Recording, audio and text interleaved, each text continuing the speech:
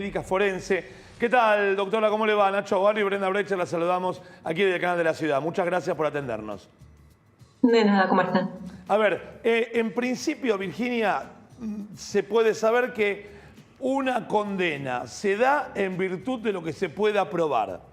En términos, en ese plano, ¿cuál va a ser el papel de forense para determinar qué de las lesiones pueden dar alevosía? ¿Me explico?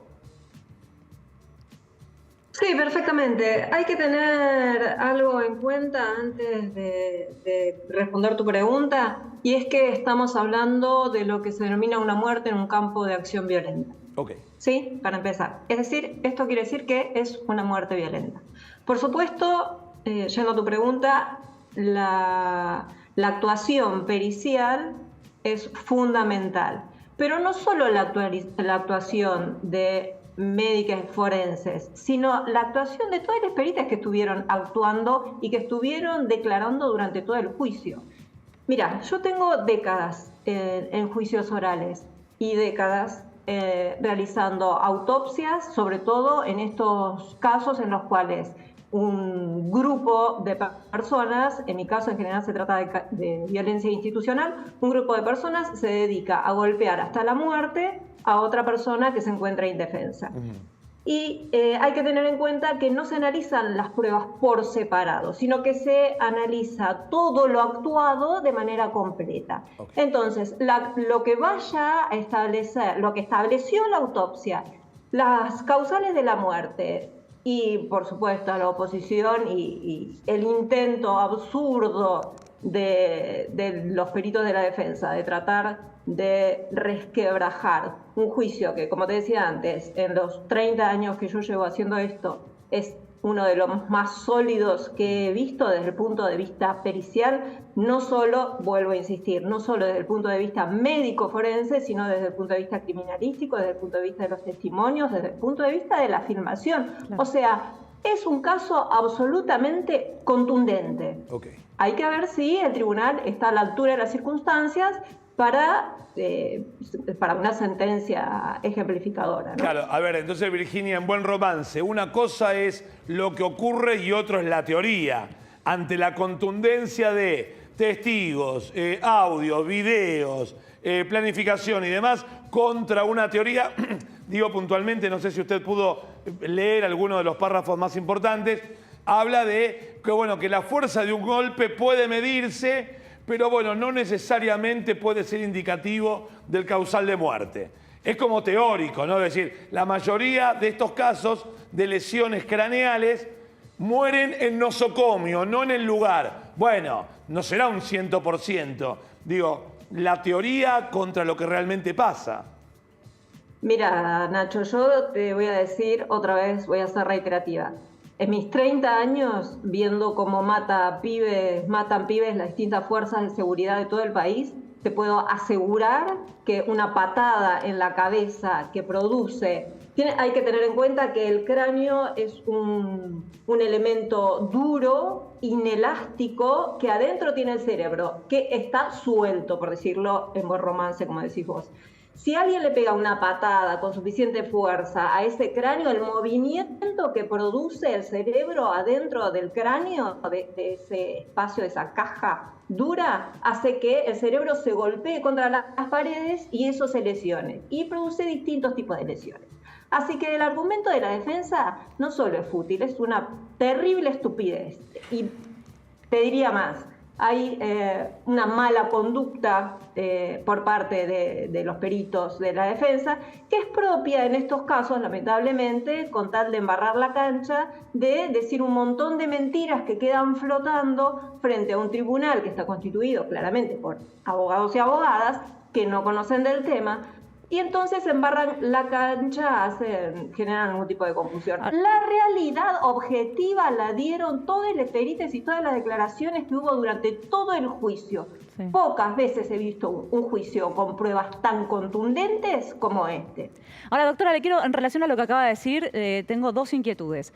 Por un lado, le quiero preguntar, la autopsia, lo que describe, son datos, lesiones y después los causales de la muerte es una interpretación que tiene que hacer el especialista donde lee todos esos datos. Entonces, de ahí puede haber distintas interpretaciones. Y por otro lado, remarcar también lo que decía, porque tanto se cuestiona la maniobra de RSP, que quizás esta mentira, como usted dice, puede generar que en un futuro alguien que tiene que realizar esta maniobra no lo haga por temor a las consecuencias como se está cuestionando ahora. Mira, Brenda, es muy interesantes tus preguntas.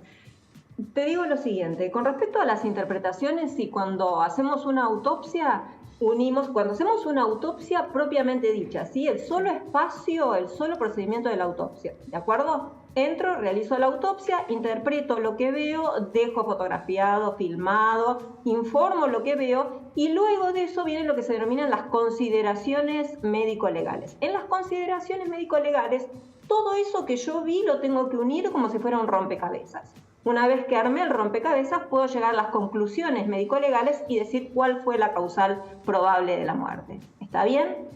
El margen de interpretación es absolutamente mínimo, porque los datos son claros y evidentes. ¿La lesión está o no está? Entonces, en virtud del tipo de lesión, la cantidad de lesiones, la ubicación de las lesiones, yo puedo establecer si la muerte se produjo por esto o se produjo por otra cosa. ¿Está bien hasta ahí? Perfecto. Por otra parte, este es un pequeño rompecabezas, como les decía antes, dentro de un gran rompecabezas que es el resto del contexto de todas las otras evidencias y de todas las otras pruebas que ya fueron perfectamente expuestas en el juicio. Eso por un lado. Con respecto a tu pregunta de la realización de una resucitación cardiopulmonar, vos sabés que es particularmente interesante. Primero, es una estupidez profunda pensar que el intento de RCP que hizo la chica fue lo que le provocó la muerte a Fernando. Es absurdo. La verdad es vergonzoso que un profesional se exprese de esa manera. Es una gran mentira, por un lado. Por otro lado, es muy interesante lo que decís en este sentido. En Estados Unidos, para que se den una idea, en Estados Unidos, como las personas que iban por la calle trataban de ayudar a otras personas hasta que llegaran las ambulancias, cuando llamaban al 911, les estoy hablando de hace 20 años, a partir de que en el intento de una persona común, sin una calificación particular en los aspectos médicos, tratara de socorrer a otra persona, como eso generó muchos juicios por daños y perjuicios, entonces la gente dejó de ayudar a la gente, ¿sí? Este es el marco de gravedad. ¿Qué tuvo que hacer Estados Unidos en ese caso? Generar una ley específica que se llama The Good Samaritan Law, que es la ley del buen samaritano, que especifica que aquella persona que trate de socorrer a otra, por más que no tenga los conocimientos médicos, si se comprueba que el acto es para socorrerla, no tiene que tener ningún tipo de repercusión legal. Por supuesto que esto inhibe, este mensaje absurdo inhibe de alguna manera a la gente, ayudar a la gente. Por eso hay que entender que es una estupidez. Y utilizo ese término para que lo pueda entender cualquiera, ¿sí? Es una estupidez. Virginia Kramer, médica forense, muchísimas gracias por el contacto. Que tenga un gran día. Muchas gracias. De nada, hasta luego. Ahí estamos. Bueno, clarísima la...